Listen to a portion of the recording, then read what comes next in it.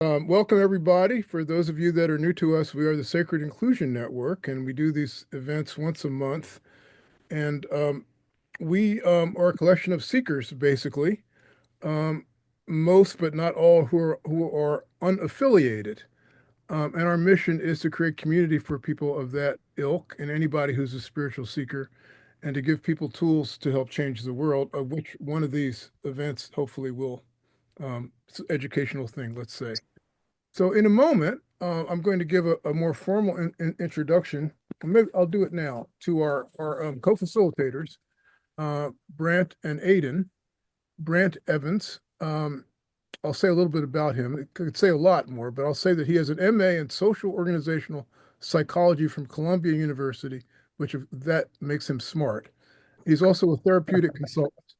And the thing that I liked about his bio, which I'm just going to read literally, it says during the pandemic, he directed a nonprofit that utilized myth and archetypical Very archetype, much.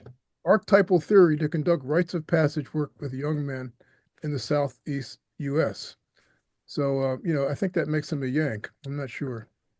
Aodhan, who is at least on my top right, is he is a board member of the Sacred Inclusion Network. That's his best credential. Definitely. He's also a certified executive coach through Simon Western's Eco Leadership Institute, and his practice is grounded in the analytical network system psychodynamic lens, and he uses that technique to coach young entrepreneurs towards self-awareness in their work. So in a moment, I'm going to turn it over to them. But our custom is to do a brief invocation, and I'm going to ask Tamar, a member of our network, to lead us.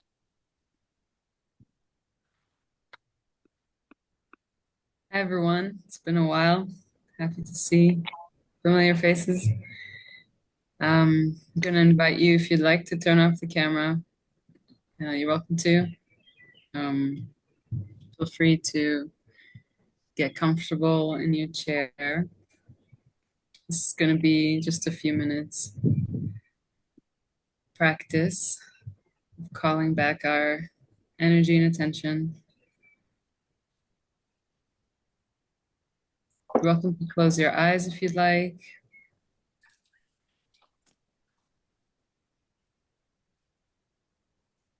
Can begin by feeling into our feet on the ground.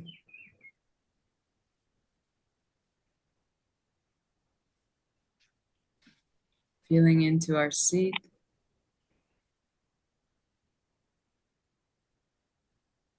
Saying hi to our shoulders.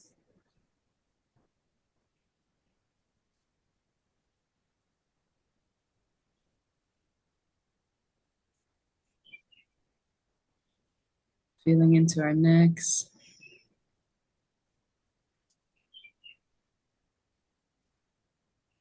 I invite you to notice your breath without judgment. And we are a collection of seekers, basically, most but not all who are unaffiliated. And our mission is to create community for people of that ilk and anybody who's a spiritual seeker, and to give people tools to help change the world, of which one of these events hopefully will. It's an educational thing, let's say. So in a moment, I'm going to give a more formal introduction. Maybe I'll do it now to our co-facilitators, Brant and Aodhan.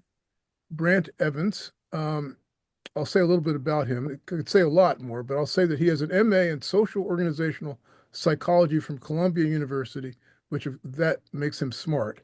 He's also a therapeutic consultant. And the thing that I liked about his bio, which I'm just going to read literally, it says during the pandemic, he directed a nonprofit that utilized myth and archetypical Very archetype, much. archetypal theory to conduct rites of passage work with young men in the Southeast U.S. So, I think that makes him a Yank. I'm not sure. Aodhan, who is at least on my top right, is he is a board member of the Sacred Inclusion Network. That's his best credential. Definitely. He's also a certified executive coach through Simon Western's Eco Leadership Institute, and his practice is grounded in the analytical network system psychodynamic lens. And he uses that technique to coach young entrepreneurs towards self-awareness in their work. So in a moment, I'm going to turn it over to them. But our custom is to do a brief invocation. And I'm going to ask Tamar, a member of our network, to lead us.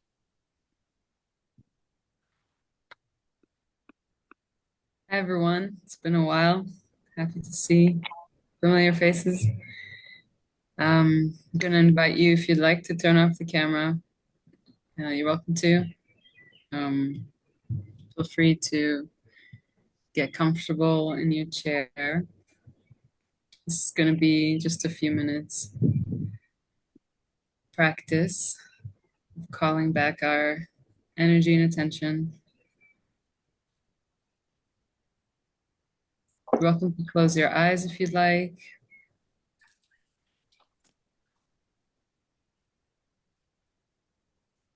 Can begin by feeling into our feet on the ground.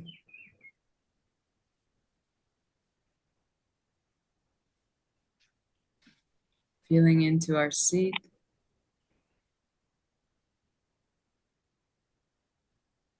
Saying hi to our shoulders.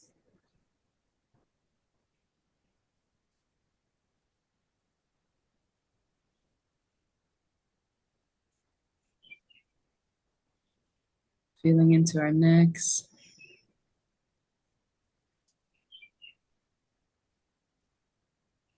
I invite you to notice your breath without judgment. No effort needed. This is just time for you with you.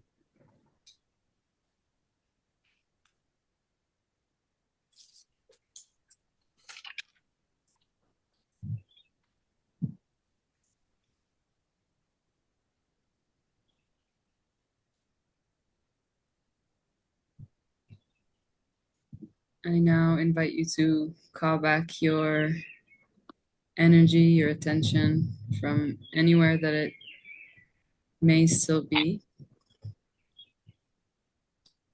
from any source that still has some of your attention, family, friends, coworkers, tasks to complete. You can call your energy by imagining it coming back from every direction. You're also welcome to internally say your name 3 times. You could take a breath in as you say your name and imagine bits and pieces of your energy and attention coming back into your body.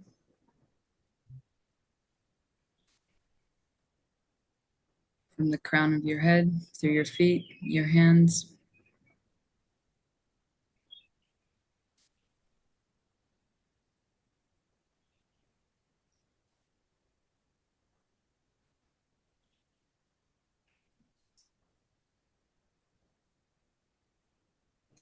Coming back home.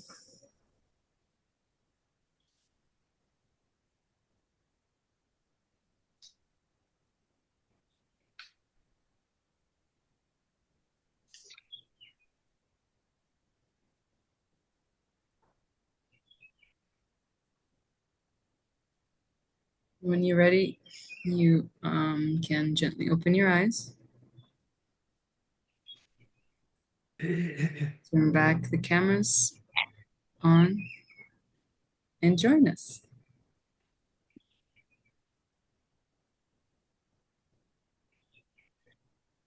Thank you, Tamar. That was lovely. Thank you. Before I turn it over to Aodhan and to Brant, just say a personal word about how I got to know these individuals, or at least one of them, because I think it's a useful thing to know. I met Brant in a group relations conference. Some of you may be familiar with that. Some of you may not be. but I think it's useful to know that because that's sort of an undertone as to some of their work. So with that, I'm going to turn it over to Brant and or Aodhan. Mhm. Angela. Yes. Cheers, Angelo. You met me at the conference, not Brant. Sorry. Yes. Speaking of conferences, who here has done any of that work with group relations conferences? Can I just maybe a hand up or something?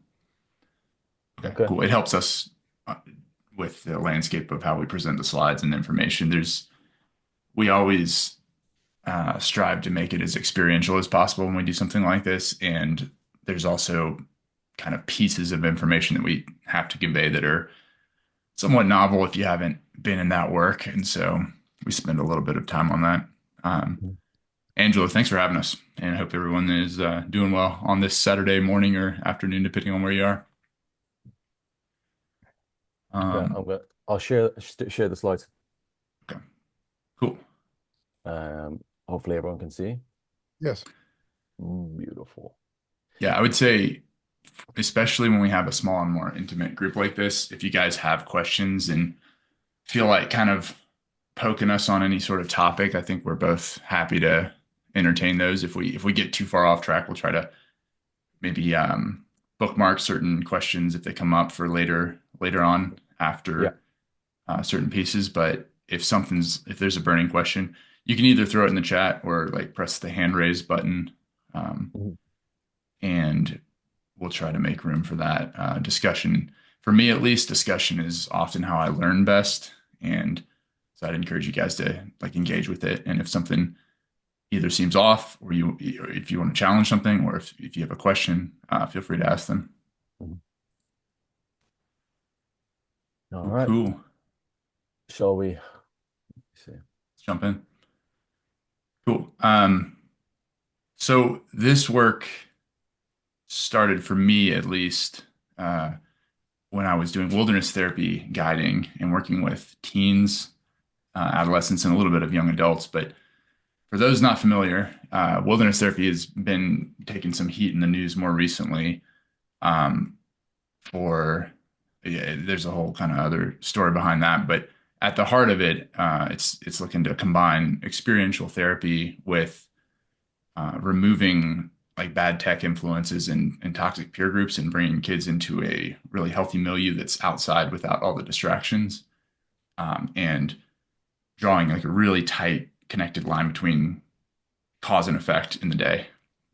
So you're out there with nature, surrounded by nature, in the presence of nature, and if you throw a tantrum and don't want to like cook the group's food with your team, then lunch just takes a little bit longer, and there's a lot of room for empowerment and learning how to provide for yourself with a lot of support. But it's a really transformative experience for a lot of kids that are coming from being in the basement, spending 15 hours a day playing computer games, getting into drugs, missing school, all of that stuff. And so I was really in 2011, I started doing that guide work, and I was blown away by just the transformations I was able to see in some of the clients we worked with. And I was a young, naive, dumb kid at the time, and got to see this parallel process of insight into my own psyche, as I was doing that work, like um, watching the insight that clients were getting to, and seeing, I think, the big realizations I was having around how patterns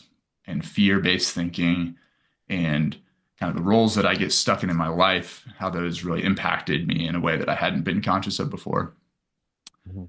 There was one particular time where I remember working with a group where there was a specific individual who, aside from this individual, the group was getting along well. They were doing their chores. They were doing all the things they needed to do, kind to each other, all this good stuff. And then there was one individual that was refusing to do anything. And he would refuse to eat. He would refuse to drink.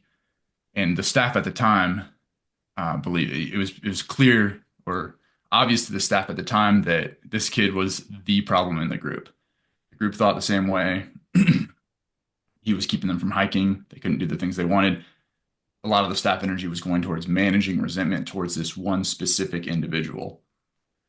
And a big light bulb moment happened for me when this individual left for medical reasons because he wasn't eating or drinking, had to get him to a higher level of care. the staff and the group was suddenly like, okay, this is going to be great. Like, we're going to be a real team now. We're going to have a great day. We're going to go hike to a new site. It's going to be awesome.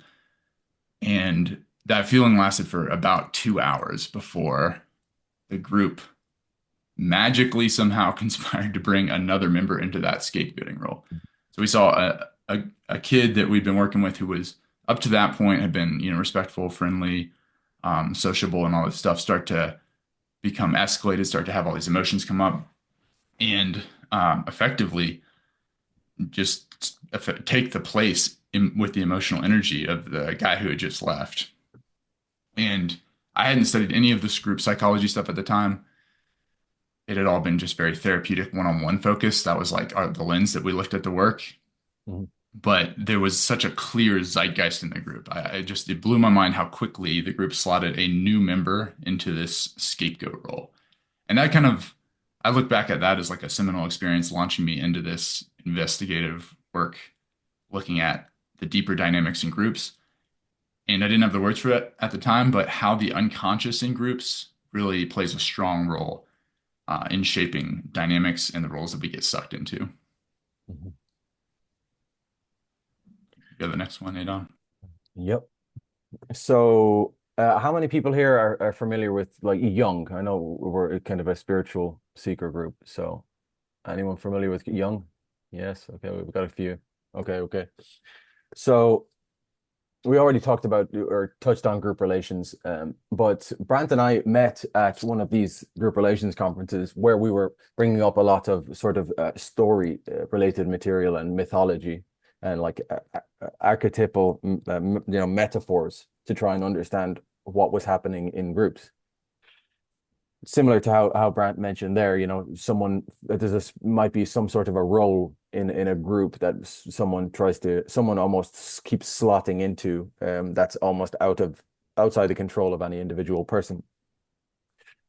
So we really gelled on the fact that we were talking about what's called like neo-Jungian work in the context of groups. And we ended up writing a book together, which is called Gods, Heroes, and Groups, that brings together mythology to help understand group psychology, basically modern group psychology, to synthesize the two. There's just real quick, there's a whole literature called the mythopoetic movement that was big in the 90s. The book that really introduced me to that way of thinking was Iron John by Robert Bly. Mhm. But Yeah. when we put our heads together, we looked out on the landscape and saw a lot of this post-Jungian thinking applied to individual psychology, but not much synthesis of group dynamics and group psychology with this archetypal lens. Mhm. Mhm. Yeah, and Brant, if you want to just touch on the sort of the on a very high level, the group work. Yeah, I'm gearing up to go to a group relations conference next week. For those of you who haven't spent time in a group relations conference, I highly encourage it. Mhm.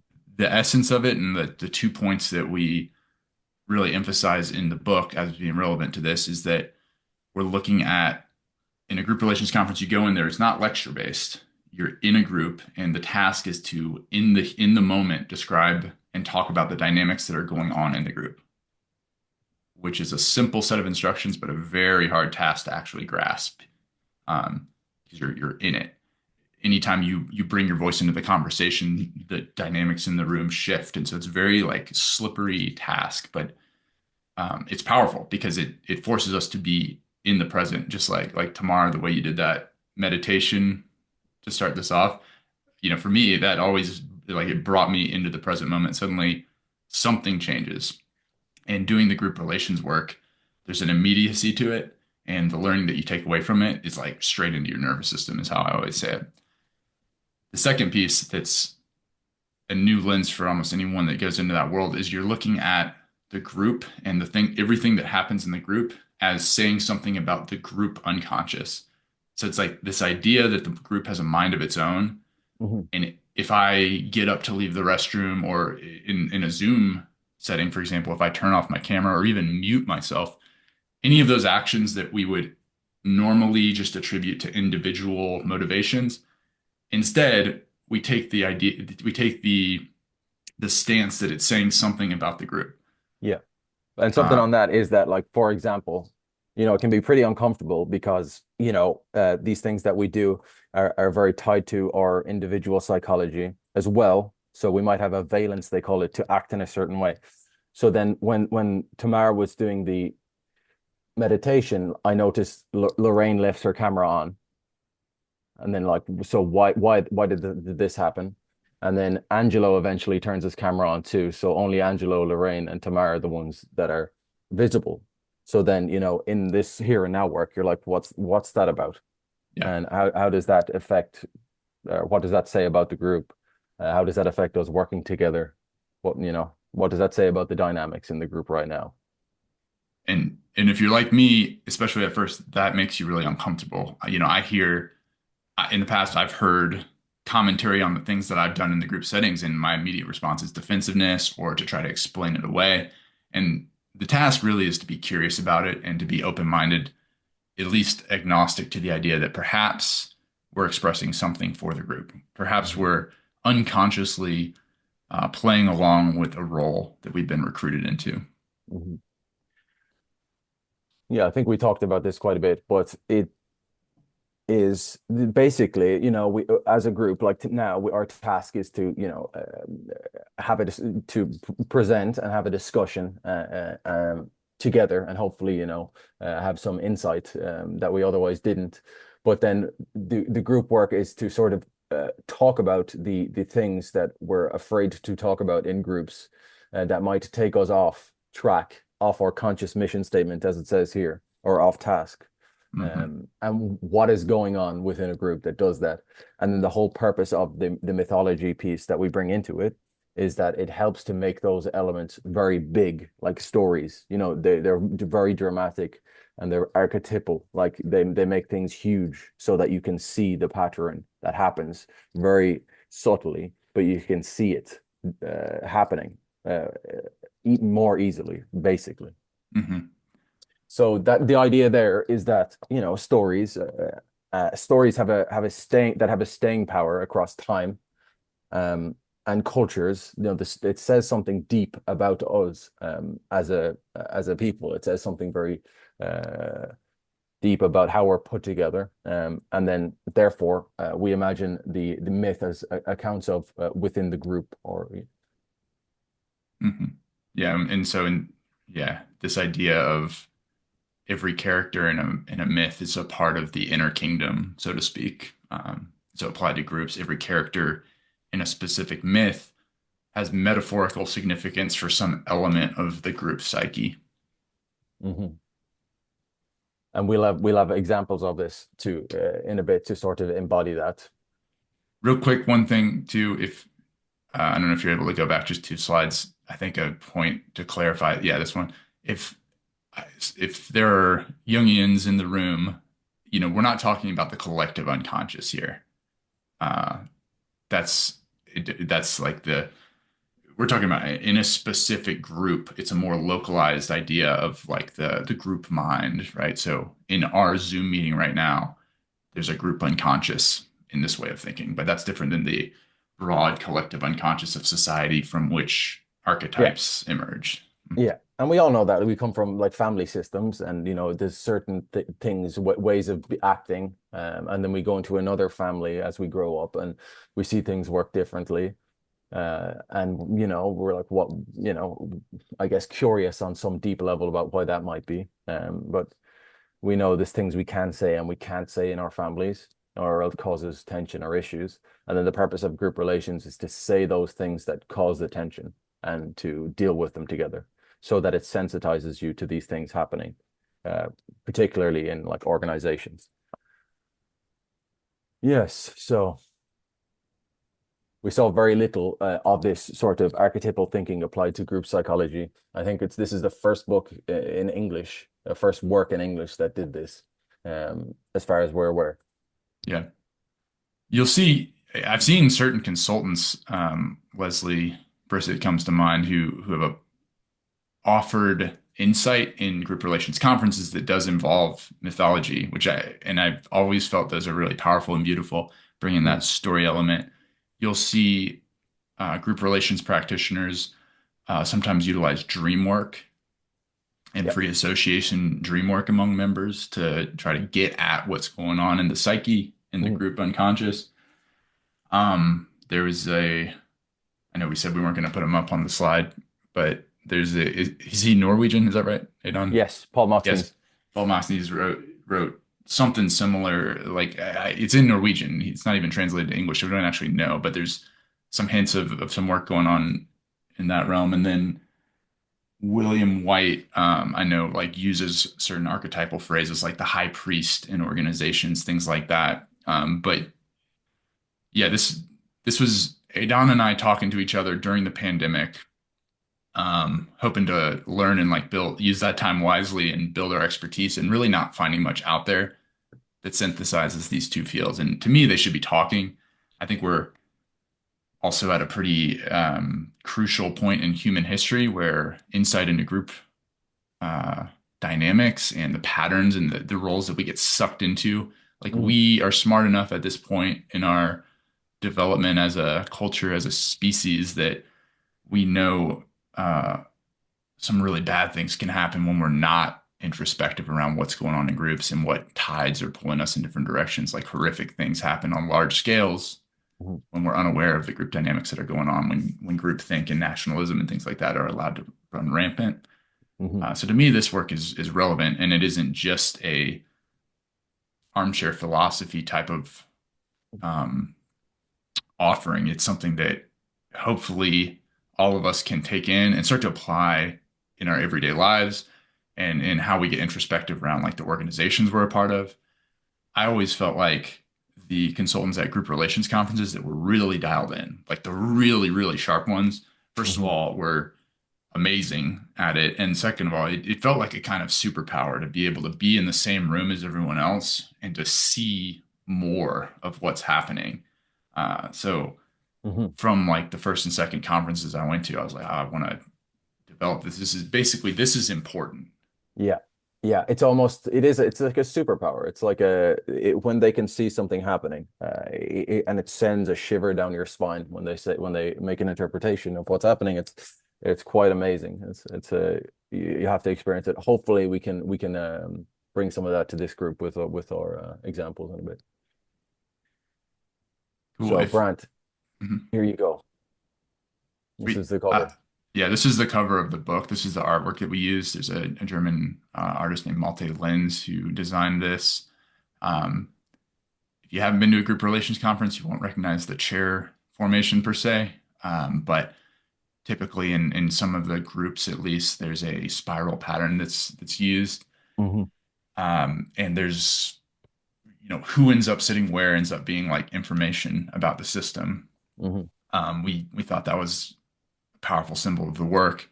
And the idea, though, is that this artwork is supposed to illustrate this idea that we do get recruited or pulled into these archetypal roles. This is supposed to be Gilgamesh, the mythic figure Gilgamesh from Babylonian mythology in the center, and then Set from Egyptian mythology, and Circe and Persephone. Is that right? Am I getting those right? You know? Yes, yes, yes, yes, Cool. yes, yes.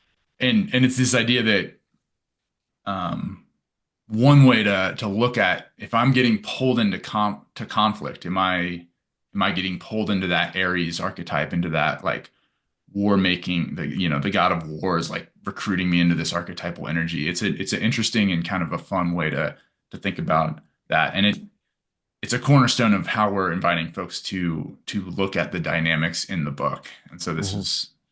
this was this artist's rendering of that. Hmm. So,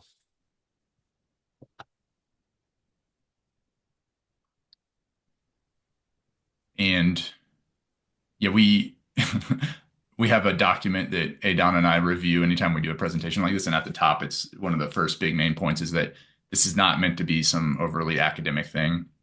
It's meant to be applicable and experiential.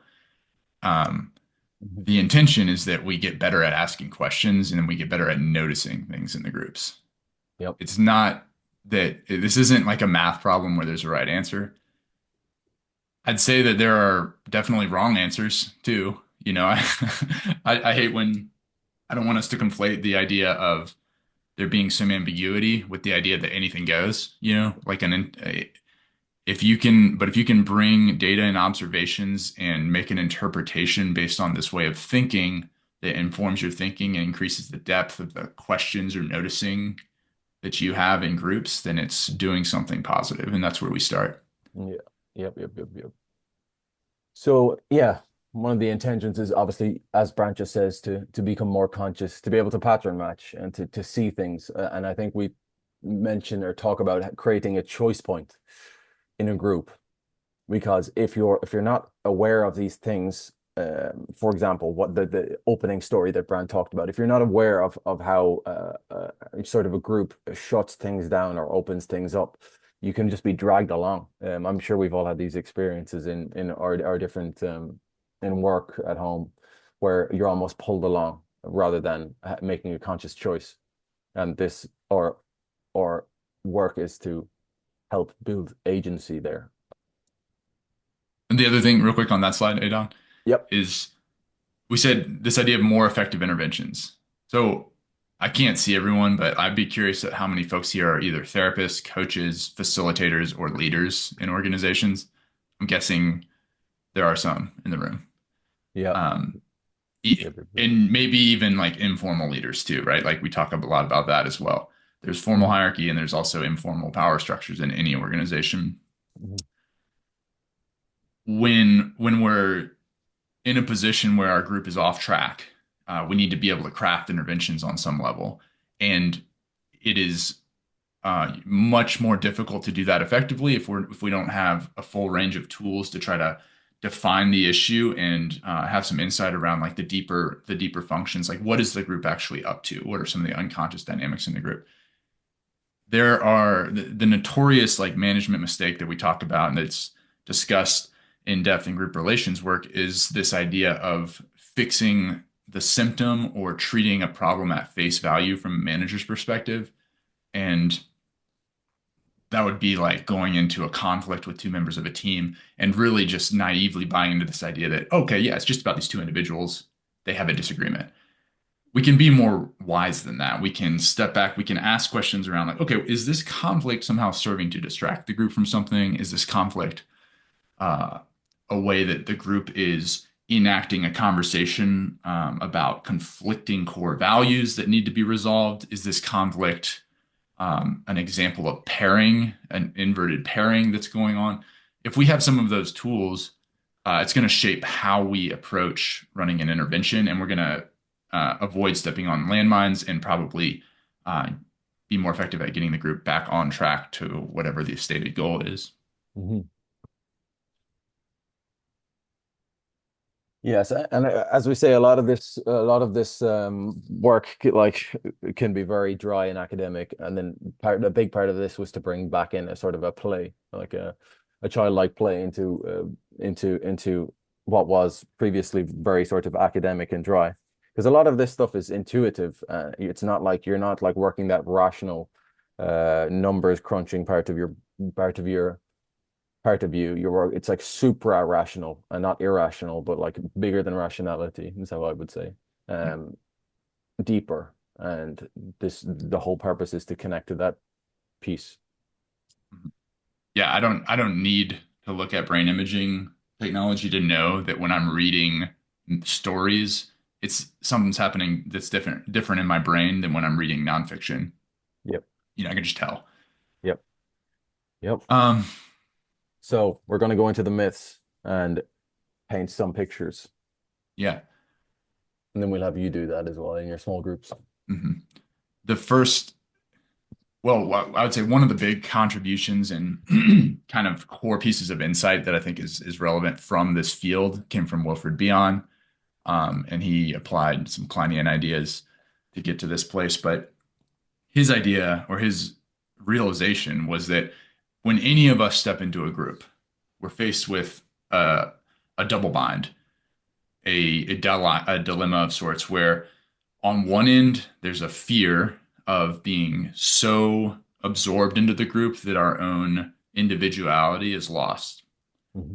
And so extreme examples of that you see in groupthink, you see that in some of the like great tragedies of history, like the Salem witch trials. You see that in the Stanford prison experiments. You see that in, I would even say, yeah, I mean, some of the classical psychological experiments, not to mention big historical tragedies. On the other end of the spectrum is the fear of being rejected by the group or left behind by the group. And, that idea of abandonment or rejection is coded into us at a pretty deep level. It is historically very hard to survive without your group. Beyond and others have pointed out that, we're so used to thinking about like Maslow's hierarchy or Glasser's core needs or whatever it is. And really, the need for grouping is its own discrete human need. We're not our full human selves if we're not participating in group life on some level. And one of the ways that we illustrate this, and hopefully a starting point for this synthesis of looking at myth and story with modern group concepts, is the Norse creation myth. And so in the forming stage, many of you may be familiar with like the forming, storming, norming, performing, the stages of group. But the forming stage, we overlay the Norse creation myth with that.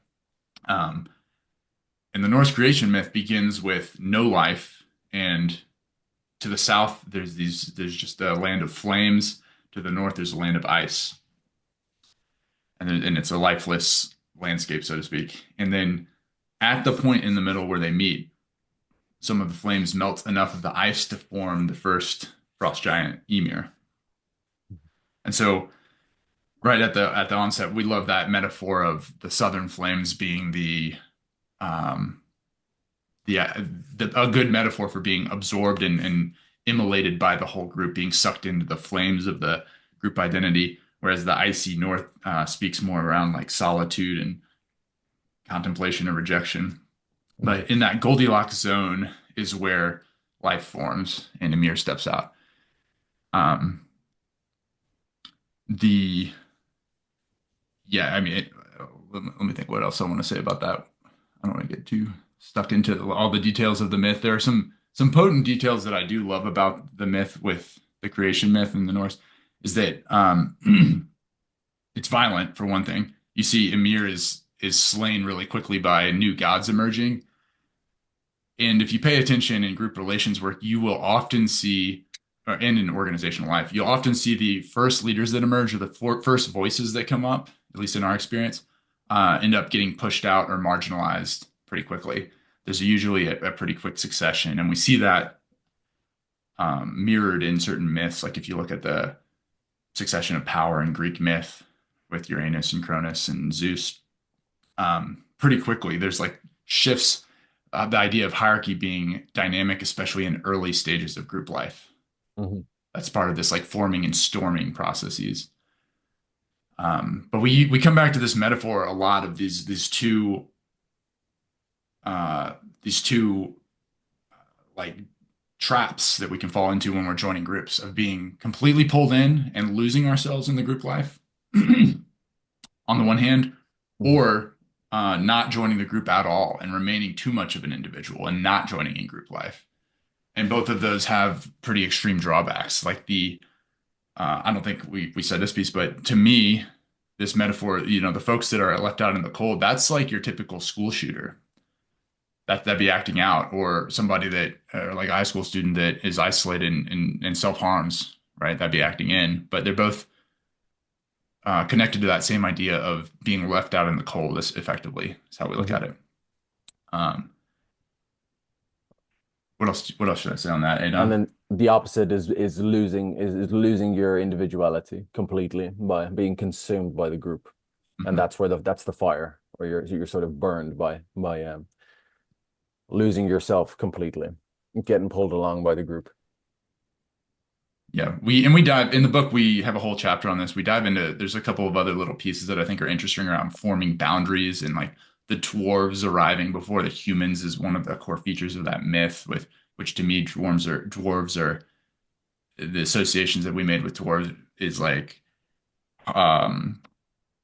foundational.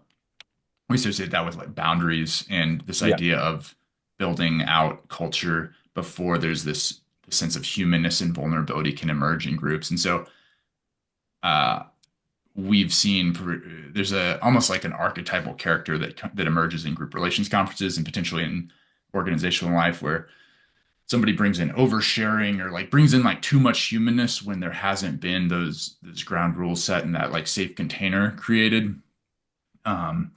And that ends up being an early candidate for scapegoating or for the group to project their own anxiety into. It becomes a container for anxiety often. Yeah. Yeah. So this one, I'm sorry if this one feels dry. Aodhan's got the next one, and I think it speaks. It's a little more exciting. God. Yeah, I think it's interesting too. Like I'm reading a lot about just basically there's quite a few incredible like philosophers and physicists who say relationships come before the things that are related to, so like things. So they would say that everything emerges out of relationship. I don't know. I felt like I needed to say that here, but there's quite a bit of agreement. Is it René Girard that talks about the foundational murder being? Yes, Yeah. René Girard. Yeah. So there's another set of myths that's related to this, but just this idea of the group forming phase being tumultuous and having some real traps and landmines that we can step on if we're not somewhat aware of how to navigate that. We're often doing this stuff unconsciously and often very poorly. But yeah, go ahead, Aodhan. Yeah. So this one always makes me very uncomfortable to tell. This is the story of like an actual conference I was at. And I think it still makes me uncomfortable to tell because I guess it's the nature of this in groups.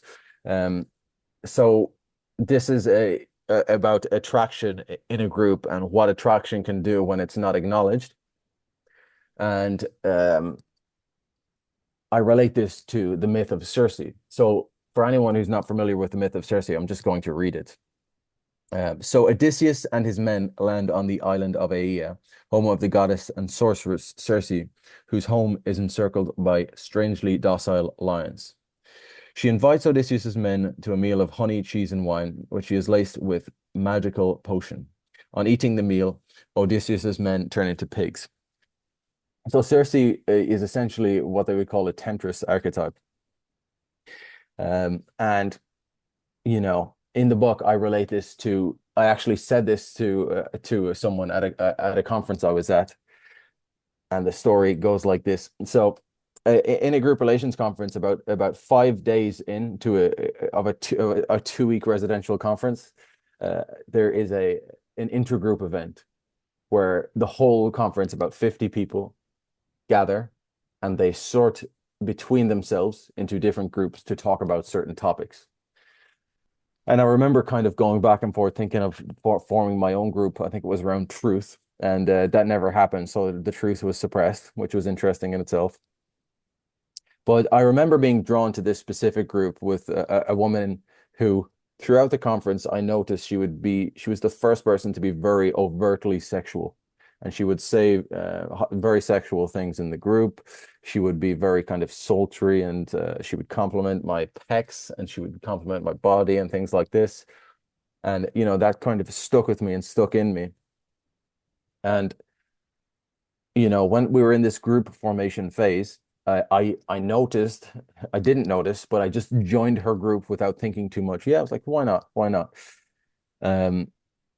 So we go off into our rooms and we begin working together on this intergroup event. And it sort of dawned on me as we were working that the reason I joined this group was sort of her expression of sexuality. So then we liken this to, you know, sort of eating the honey, cheese, and wine. Sort of being pulled in against without thinking unconsciously of some base desires, and I found myself sort of filled with a bit of shame and disgust. So I remember sort of growing heavy and tired in this group, and the whole group wouldn't be able to talk about things. It was as if there was sort of like a black hole where I was. I was slowing everything down, and eventually I just left the room. I was like unable to bear it anymore, and I had to not come back for the whole day. So I come back the next day. It was essentially a destructive act what I did. I was kind of like killing the work in the group, and I'm sure you've had people like that in work too that just make it very difficult to move or to do anything, almost as if they, you sort of have to be special in some way there.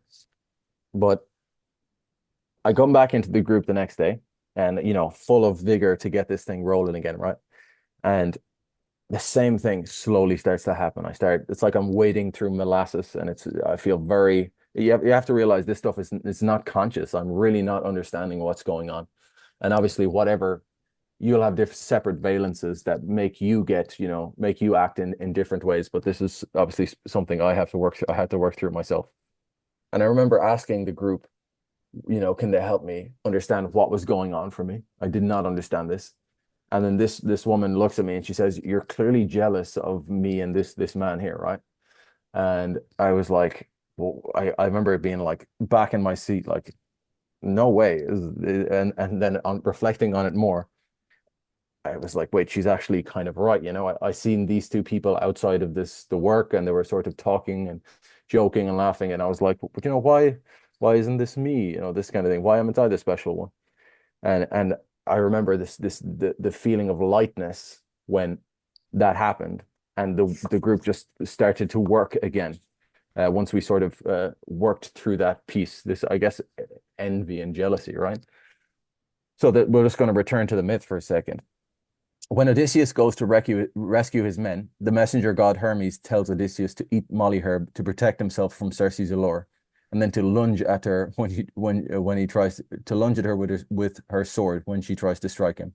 Odysseus follows Hermes' instructions, and Circe immediately changes to friendly and helpful, eventually becoming Odysseus's lover. And he and his men live in luxury for a year. So there's something there about the molly herb. I know this is all metaphorical, I know, and I'll try and make it sort of experiential, but that idea of her when she said something to me, she said, "No, you're jealous," and it sort of unlocked something and made everything lighter. Well, this molly herb has been used as a metaphor for bringing the unconscious to light, right? So it's as if the molly herb was at work in this group, and that's the metaphor sort of we build on there. But yeah, that's just an example of a myth helping to sort of paint a picture of what was happening in a group. I remember calling this woman Circe, and she messaged me about a month later and was like, "That still has stuck with me. Like this, there's a lot of learning for me in that," she said. That was very interesting in itself. Yeah, I love that. But I I also, go you for know, it. go Yeah. ahead. I No, was go just gonna for it. say, I love the idea too that you or Odysseus in the myth has to bring some fierceness. It's not the same thing as violence, but it is like a fierceness to that interaction, right? Like if there's just meekness, that's when the like the pig energy comes out, basically. Hmm. Hmm. I'm curious. We talk about how do we make like a Zoom more experiential? One of the things that I'd be curious. I mean, I notice for me, I feel like different things happen in my mind, in my body, in my just everything when I hear words like sexuality, competition, Hmm. attraction. Um, there's certain topics that tend to feel taboo, and that's one of the reasons why I love this story. But that lands so much more differently than hearing, intersectionality or role diversity or role dynamics and valence, like these words that are important and big pieces of the puzzle. There's something that we also get at with the experiential piece of looking at the taboo, the stuff that we do not want to talk about in the room. Disgust is another one. Hmm. Usually these groups know to stay away from these dangerous topics because they are high risk. Hmm. Yeah, I think we can come to an end and sort of discuss in small groups, I guess, with a question. Mhm. Mhm. So we're gonna break into small groups. How many do we know, Angelo, how many rooms we're creating? Can we create 4 rooms?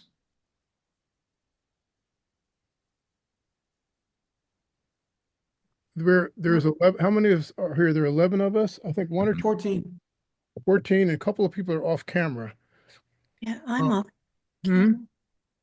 So I think No, you're on camera. Avery here? Just Avery is off. Okay. So anyway, so we can. It's up to you guys. How many? Yeah, we'll roll with whatever. In an ideal world, if we have 4 rooms open and folks can kind of self-select, that'd be great. Best, And if yeah. not, we can slot them in, and that's fine too. Okay. I guess the Prompt. question, Yeah. the prompt, go for it. Yeah. So Let me ask I'd you a be question first of all. How do I?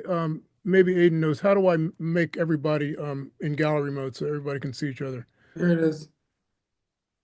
It's You know how to do it? it's gallery mode now, at least for me. Oh, Yeah. really? It's not me. Everybody else can see everybody else? Yep. No, I Okay, can't but- see anybody. Can't see anybody either. That might be y'all. Yeah, multi-speaker, immersive. What Okay, I see. See in the top right-hand corner, there's a Gallery. view button. Click Yeah. view and then click gallery. All right, sorry. All right. No So worries. you need to create how many breakout rooms? if we 4, can do please. 4, that'd be great. 4. Or do you want to say instructions to the whole group first of all? Yes. Yeah. Yeah, and we can, or hey, Don, do you mind writing this out in the chat too? But Yep. for the prompt, I would invite you to consider whatever group you're a part of that feels the most relevant now. That could be your family, it could be an organizational team, it could be a social, whatever group feels most activated in your mind from your personal life.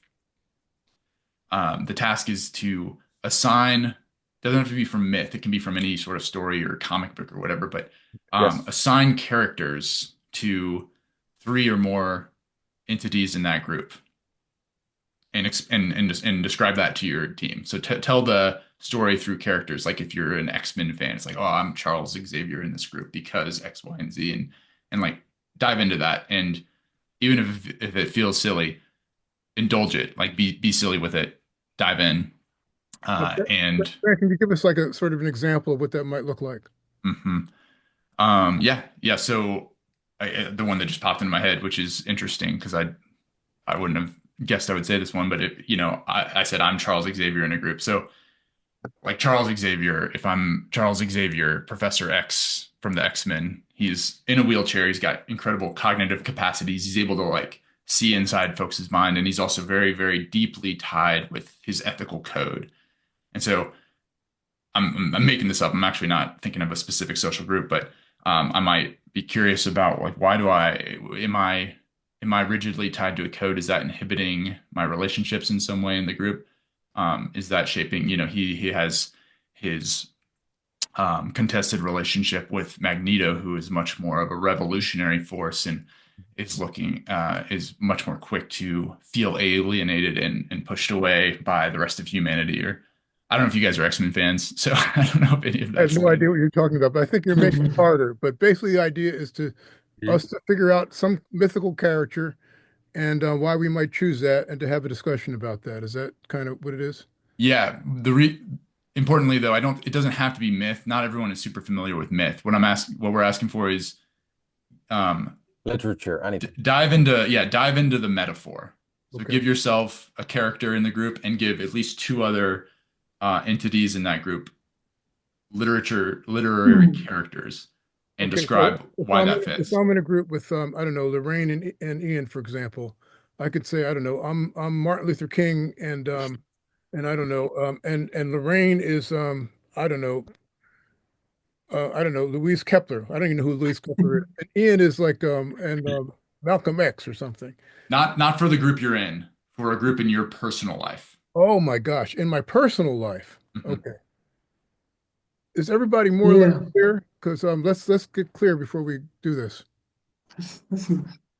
Ooh. So it can be from your work life, like in my organization.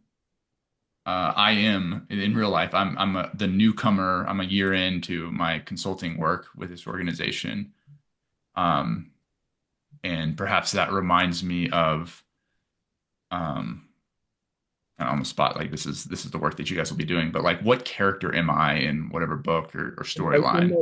In my Yeah. life, and the other people in the group, that the breakout group, what, how do they, how did that narrative come with them? So you're going to share, and then if folks have questions or want to poke and ask deeper, like kind of So ask deep in the yeah, investigation, that's helpful. okay. So let's just deal with this. We'll figure out the ambiguity. So what I'm going to do, by the way, is that I'm going to assign everybody into a group, with the exception of myself, Brant, and Aodhan, and then I'm going to put them in groups also. Yep. And there are Yep. reasons I'm doing it that way. But anyway, here we go. So Are we clear on the instructions? I'm not sure if I gave those well. Does that make sense? It's in the chat as well. Okay, Lorraine, you shook your head though, right? No, I'm not clear, but Okay. that's okay. Though, hopefully my people will help me. and how I'll much? just say I can how say much- it one more time maybe, and it'll just help. Pick a group in your personal life and imagine what literary character you are metaphorically in that group. So who in any sort of stories or myths that you know of, who do you remind yourself who do you remind yourself of with how you're showing up in that group? Okay, so it has nothing to do, when I choose my mythic character, it has nothing to do with the people in my subgroup. Correct. No, Okay, that's easy. that's what you think, but maybe. Nice. What do we do after? We'll discuss it together in a large Okay, group. great. Yep. All right, so everybody cool? Yeah, let's go. All right, I'm about to put you in subgroups. It takes about, I don't know, 10 seconds or something. So you will magically be in another group. And then I'm going to assign Aodhan and myself and Brant into one of the groups that you're in. And that'll take another 5 seconds. So here we go. And, different characters pop up. In my friends group, though, I feel like it's funny that you like you said X-Men, and I feel like X-Men is like easy to use because each character is so different, and they kind of have those like those archetypes. In my friends group, I often feel like sometimes I feel like Wolverine. Well, I guess I don't know if you guys are familiar with X-Men. I am. Yeah, You are. All right. Yeah. Sometimes in my friends group, I feel like Wolverine, and sometimes I feel like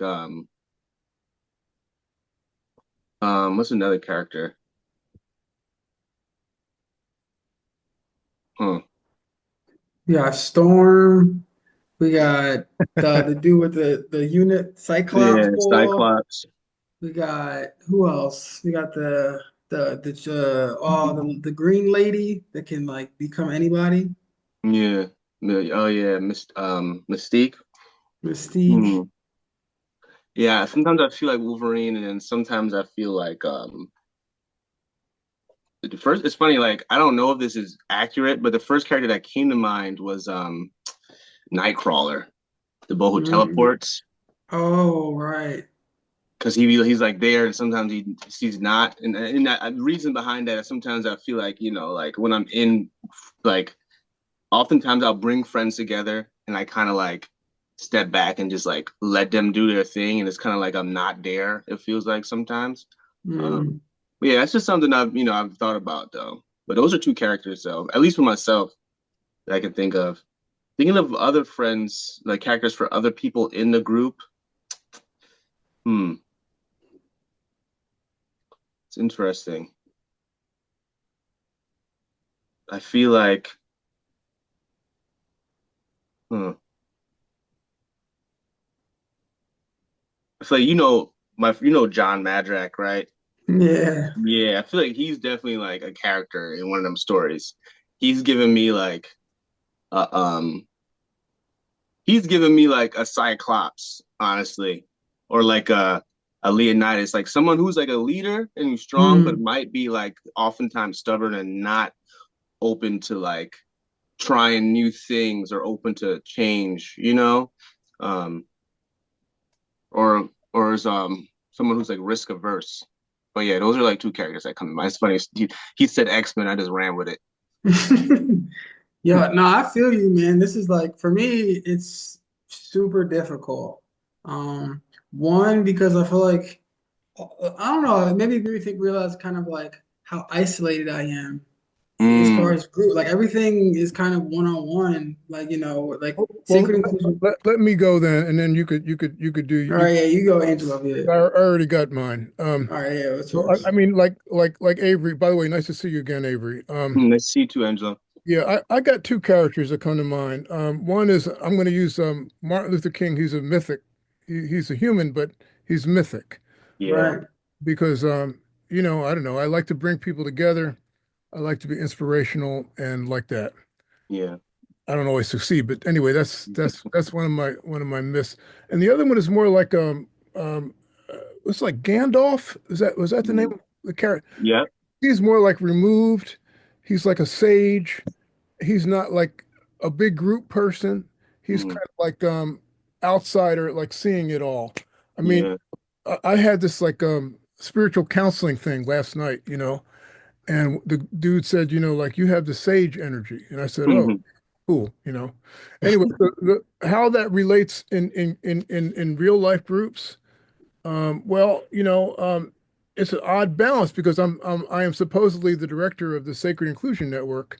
Mhm. So there are times where I do that, and the other times I withdraw, and I kind of like assign it to Ian to play the group facilitator role.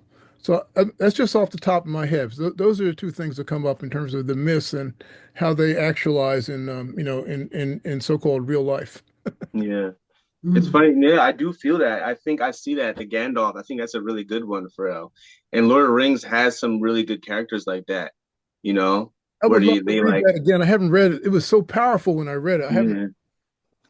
I've never read it. I only saw the movie, but Well, the that's enough. movies. But Gandalf makes sense. It's funny because I think like you say Gandalf, and I feel like Ian could kind of fall under Gandalf too a little bit, in the sense that like he's kind of removed. He's actually aiming to be the sage. He kind of already established some of those sage like traits and practices, and he brings people together like you, and yeah, he's far removed. And he also is doing this coaching thing, which kind of like Gandalf was the coach for like the fellowship in that way.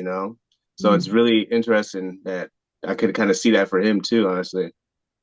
So, Ian, speak for yourself here. What are your two? Well, I'm gonna have to watch Lord of the Rings now. Quick, You You haven't never seen saw it. it? You haven't seen no, it. yo, quick funny story. Like when I was young, the first one came out. Me and my mom went to watch it, and all I remember is me waking up, and the lights are on. No one's in the theater, and my mom is passed out next to me. So we did Bro, it's not make it. let me tell you, Mary and I would definitely fall asleep to that movie for like a year. I think it was like 2023 was a year where we like fell asleep to that John like multiple nights because it's a good movie to fall asleep to for real.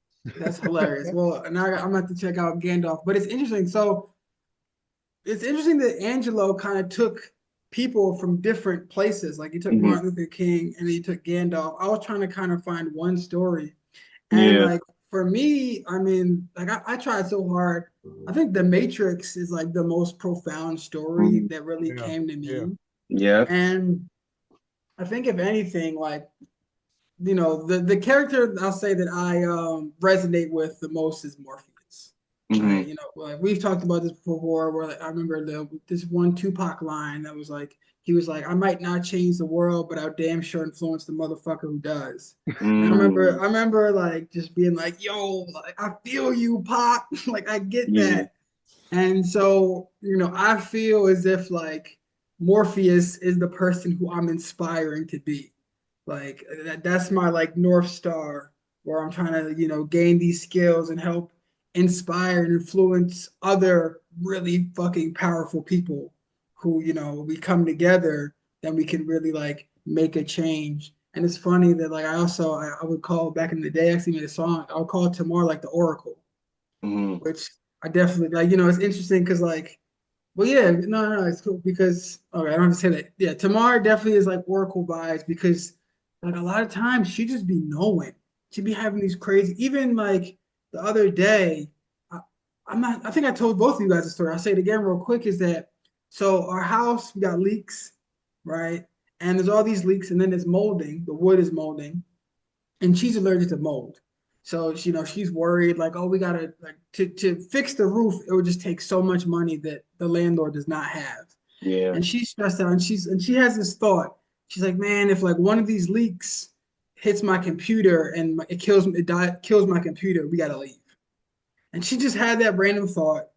Next morning, wake up, she goes on the computer's dead, and there's a leak on the computer, and we look up and like the leak is over there, but like the condensation moved over the canal and like to hit the computer. And like it's like God being like, this is gonna happen, you're gonna have to move. And like there's so many stories I can say where like just she'll have like a weird feeling about somebody. And I'm like, what? This person, they're benign, they're chill. And then like 4 years later, find out that like they were fucking over this person to this person. And she was just like, yeah, like he couldn't look me in the eyes. I just knew there was something off. I'm like, fuck. Damn. So it's like, yeah, she's like kind of my oracle. And it's interesting, I'm gonna say it's funny as shit is like, so Abe and Da, like Da, he's Abe's best friend. I'm trying like, y'all my Neo, dog. Like for real. Like Avery's my Neo. Like I'm trying to fucking get this nigga to take the right pill. I'm trying to get him through the fucking programming to get this nigga fucking, lock the world. I just had this thought about how the unconscious, creates sort of, here we are, 3 African-American men in a group. This is not deliberate. It's just like, it's like the the group conscious, just to illustrate what they're trying to bring out. I mean, I didn't do this deliberately. This just happened. Right. Okay. Just pointing that out as. That's crazy. I thought you did it on purpose. I was like, all right, hell no. Hell no. I'm just trying to figure out, I'm not even thinking, man, Yeah. Yeah. You got the original Obama and his underlings. You know what I mean? If I hear one more fucking person say, you look like Obama, I'm gonna crack some damn body, man. I hear it all the fucking time. I know we're going off script here, but I told Ian, I have to tell people, got my 1 more minute. I told Ian this story because people always, it used to be back in the day, it was Arthur Ashe, and then it was like Colin Powell, and current time it's like Obama, right? So in any event, let me tell these people we got 1 more minute. So I'm in a Costco, right? And I have to send a chat. 1 more minute. 1 minute. I'm in a Costco, and this Polish woman, it's obviously they were from outside of United States. She sees me and she says, "Oh, if you don't mind, you look like President Obama." I'm thinking to myself, oh my God. So I'm gonna put my shit aside and I'm just gonna say thank you. And just, I'm not gonna go through how many black people do you know. I'm not even gonna do that. That's what I usually hit him with when I get the Obama. But I said, no, I'm not gonna do that. This woman, she's from some other damn country. She don't even know what the fuck is going on with race relations in the United States. Just let it go. Right. And I'm with my mom, right? And my mom had this thing that she would like to we go to Costco, she wants to try every sample. And then we would stop and then we'd eat one of them $1 hot dogs. You feel me? Right? Anyway, so anyway, after all this is over, the people left and we're going to I'm taking my mom who can barely walk out to the parking lot. We finally get in our car, and then I see the Polish person and her husband, they're driving by and they close the window, put the window down and go, "Hello, goodbye, Mr. Obama." No. I never thought, it was so damn funny. I'll never forget that. Anyway, That's hilarious. It was so funny. I'm going to bring people back to the to the breakouts. So it's great hanging out with y'all. But I got to know what was going to happen, but yeah, that's wild, man. Bringing you back now.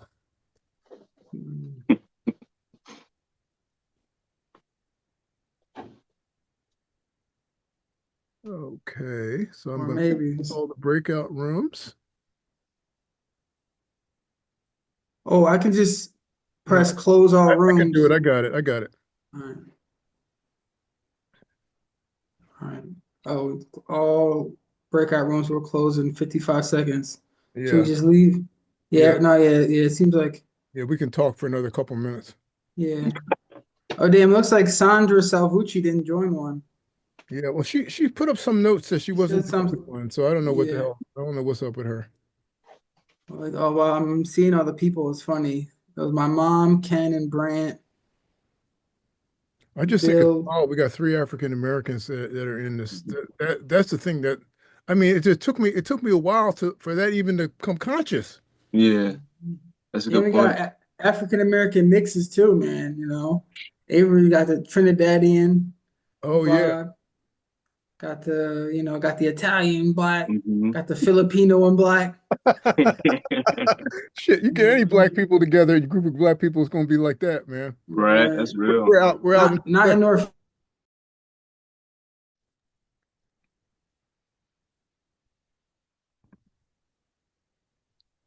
Lorraine, you got cut off. Sorry, but that was interesting for sure. Same here. I was really also struck by your story, Bill, but we didn't have more time. Well, I'm going to jump in with one group level observation, and I did not do this deliberately, but there's a just to illustrate the point that our two facilitators are making. So we have a subgroup of 3 African American men. I did not do this deliberately. That's just how it happened. I thought that was interesting as hell. I got kicked out of that group. Take balance. I wasn't thinking about it. I also, Angelo, I think when I was put into that second group, it was with Lorraine, who had been and Ken, who Lorraine had been the one to raise her hand and say, like, the instructions are not clear. So there's some like pairing of me into that group, which is interesting. Where's I don't know. What's that? What? Where's Aodhan? Here. Hey, Don's right here. He's Yeah. right there. Yeah. Hey, Don, sorry. Yes, I was in a group and Suzanne was telling a story, a very personal story about her life that I connected with because it's the story of my life as well. And then Whoa. just as we're about to connect emotionally, Angelo, you picked me out of the group. And I was like, I didn't do it. It was the group mind that did it. It was the group mind that did it. Oh no, I don't. How would that feel for her? That's not good. I didn't like that. And I couldn't message her then because I was in a different group. So, Yeah, we have some time, and I'd be curious. I think I wish we had set more time for the breakout rooms. Now I feel like it was getting good. This is probably good feedback for us. Aodhan is probably do one myth in the breakout rooms because I think there was really rich material coming up. Questions or comments? I guess I'm curious about how it felt being in the groups, and if anyone was able to make a connection with a character that had an impact.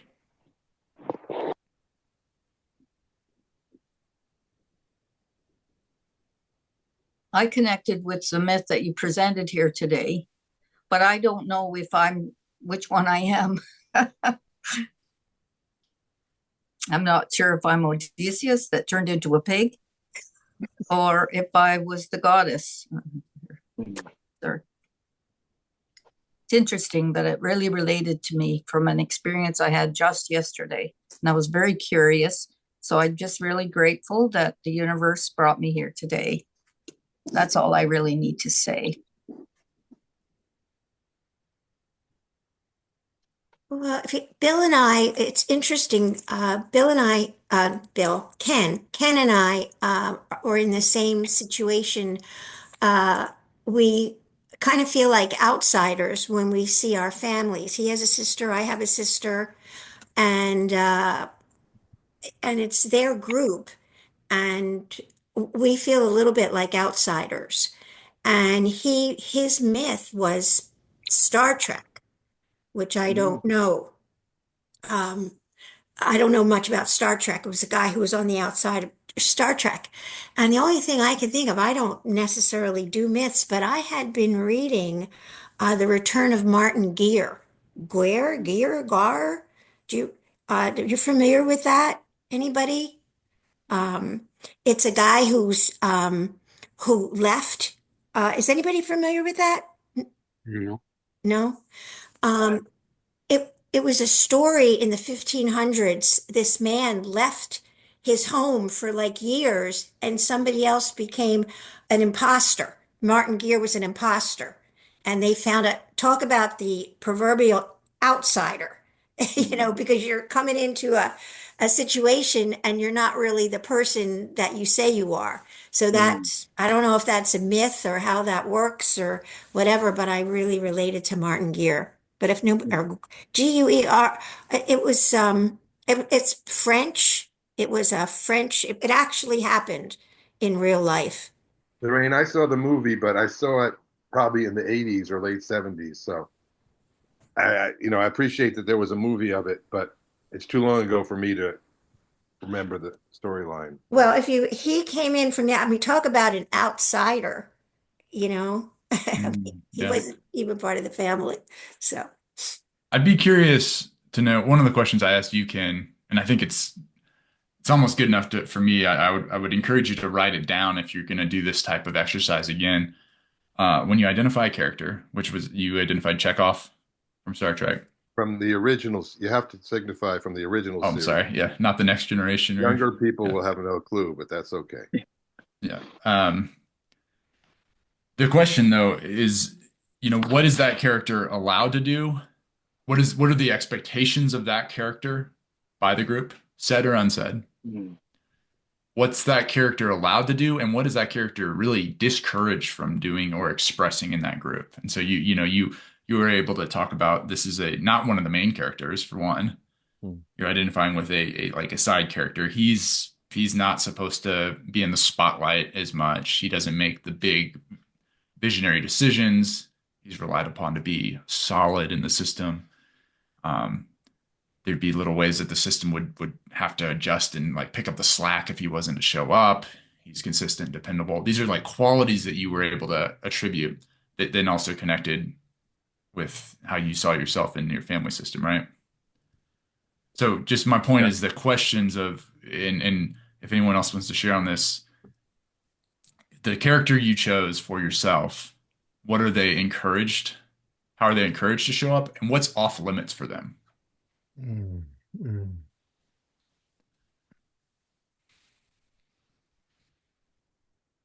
That's a great question, Brant.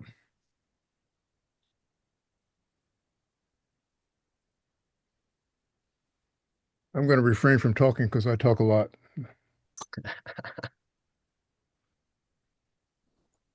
Maria?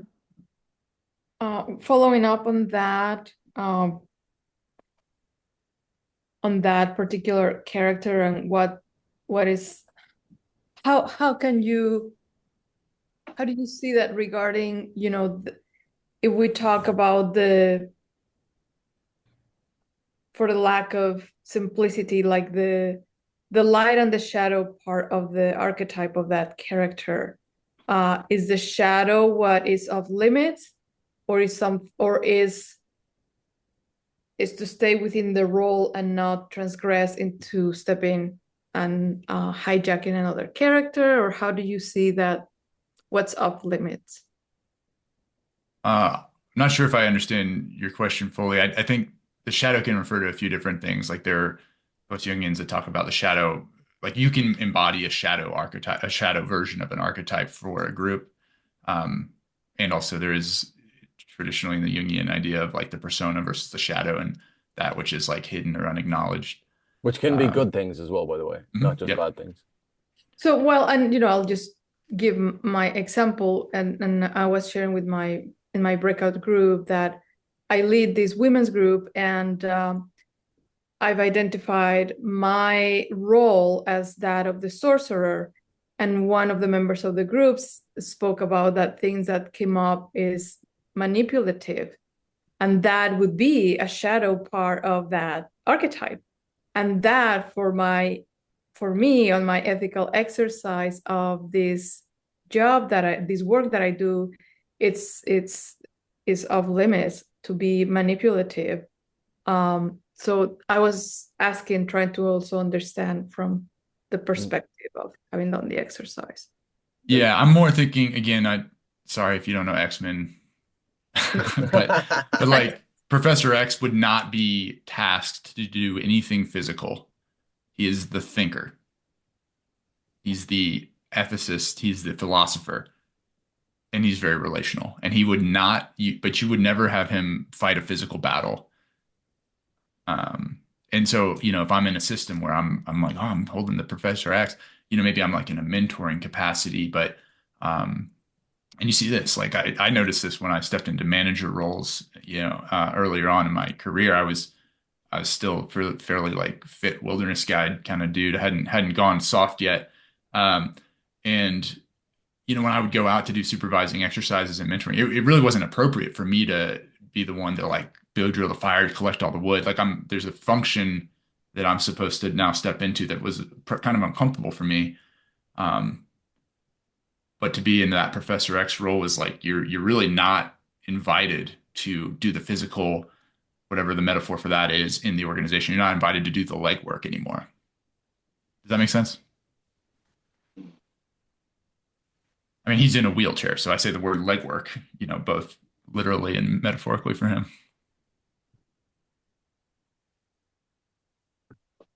So, yeah, I'd be curious. We have a few minutes left, but anyone else?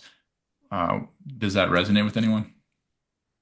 Or if you want to share before we close out, now's the time.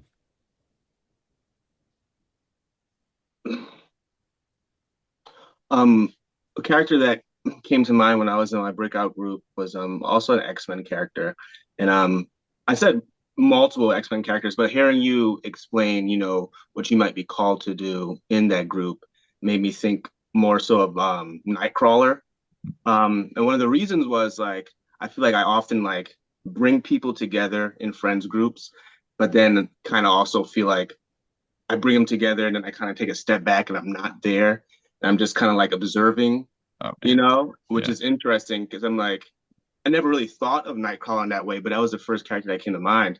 And he like, if for those not familiar, Nightcrawler teleports and he brings people to different locations, might bring someone out of a bad location. He brings a team together to like regroup somewhere. But he's also like a shadowy character, and there's like a dark character too, who's not always in the limelight and doesn't really take a leadership role. But I don't know, that's something that came up for me. I feel like I'm called to like bring people together, but also kind of like let them do their thing and like take a step back. That's a leadership role, but it might be informal or not named. It's still very powerful. You also don't need to, take responsibility if things go wrong. The shadow side of it. Yeah, I'm very like that too, by the way. That is exactly, in my opinion, the type of thinking that we can unlock. You know what I mean? Like, that connects with this work deeply. I see that as okay. That's a cool way to apply that work. I appreciate that insight. Mm-hmm. So we just have a couple of minutes, and I'm going to step in. I think that's actually an appropriate ending, because we do these things once a month, and the next one is going to be facilitated by a colleague of Ian, I believe. I don't know, colleague is right. I'm not Ian. I'm sorry, Aodhan. Yes. I said it right finally. And it's going to be about the shadow, which we've talked about a little bit. It's going to be on February 22nd. You are all on our mailing list, which you can always opt out of if you don't want to. Mm-hmm. And I'd like you to consider joining our private social network. And in the chat is a link to it. We have themes every month, and this month our theme is myth, symbol, and transformation. And we'll be posting different questions and observations for you to perhaps join in on if you like. And if you want to purchase a copy of the book that's been mentioned by Aodhan and Brant, it's called Gods, Heroes, and Myths. It's available on Amazon and anywhere where you can get books. And I would encourage you, if you have the time or the interest, to consider joining a group relations conference.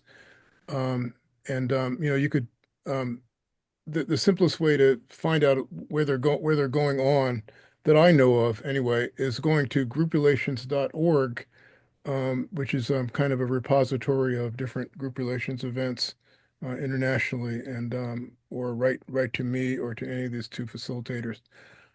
I learned so much today, and I developed a much deeper appreciation than I have when I invited you guys. Think, what is all this stuff? What are they talking about? Even though I've been involved in the group relations world, this is very powerful, and I want to again thank Aodhan and Brant for for joining us today.